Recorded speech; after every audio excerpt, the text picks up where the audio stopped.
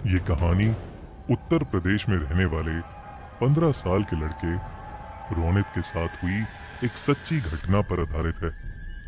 एक शाम रोनित अपनी ट्यूशन खत्म करके घर जाने के लिए बस स्टॉप पर बैठा बस का इंतजार कर रहा था।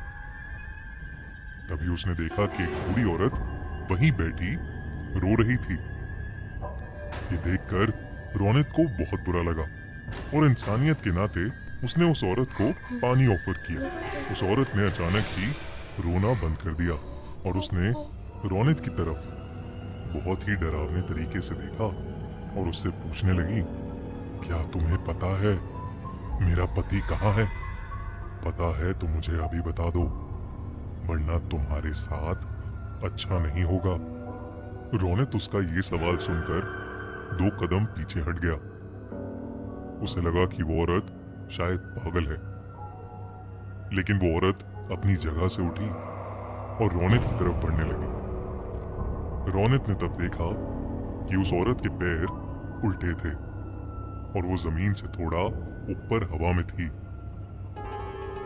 ये सब देखते ही रोनित बुरी तरह डर गया।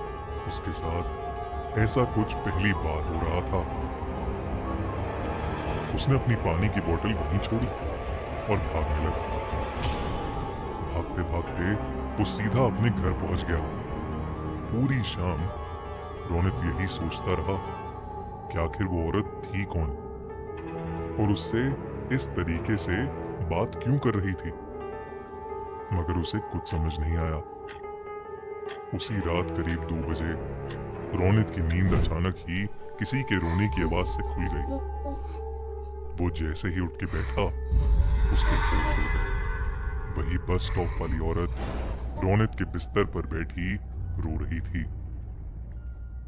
उसके हाथ में वही पानी की बोतल थी जो रोनित बस स्टॉप पर छोड़ आया था, मगर उस बोतल में पानी नहीं बल्कि खून था। वो औरत एकदम से रोनित पर झपटी और उसका गला दबाने लगी। उसका चेहरा इतना डरावना था कि जैसे वो रोनित को वहीं खा जाएगी। वो बार बार यही कहती रही कि रोनित ने उसके पति को मारा है। रोनित डर के मारे जोर जोर से चिल्लाने लगा। तभी उसके मम्मी पापा भागकर कमरे में आ गए। उन्होंने जैसे ही लाइट ऑन की, वो औरत रोनित के ऊपर से गायब हो गई। बेचारा रोनित हक्का बक्का होकर रोते हुए अपने पेरेंट्स को सब कुछ बताने लगा, लेकिन उसके मम्मी पापा को लगा कि शायद उसने कोई बहुत बुरा सपना देखा है। आज तक रोनित समझ नहीं पाया है कि उसके साथ उस दिन आखिर क्या हुआ था और वो औरत कौन थी। लेकिन रोनित उस रात के बाद से कुछ महीनों तक बहुत सहमा सहमा रहने लगा। उसने अपनी ट्यूशन भी छोड़ दी और फिर कभी उस बस स्टॉप वाले रास्ते पर नहीं गया।